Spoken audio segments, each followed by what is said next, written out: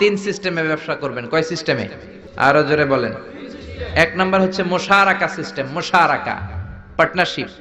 আমি আপনি শেয়ার, তিন চারজন মিলে শেয়ার, আমার টাকা আপনার টাকা, আর দুজনে মিলে ব্যবসা করব। আমার যদি ধরেন 4 লক্ষ টাকা হয়, আপনার যদি 6 লক্ষ টাকা হয়, তাহলে যেই লাভ হবে তার 60% নেবেন আপনি, 40% নেব আমি। লসও যদি হয় 60% আপনার উপর, 40% আমার উপর।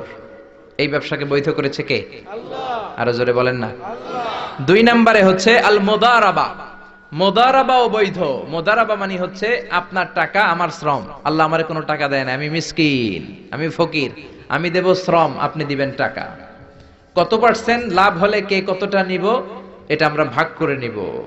কিন্তু লস হলে আমার কোনো লস নাই, কারণ আমার শ্রম আপনার টাকা, আমি যে খাটছি এটাই তো আমার লস। ঠিক কিনা? কথা বলেন। আর টাকা যেহেতু আপনার, পুরো লস নেবেন আপনি।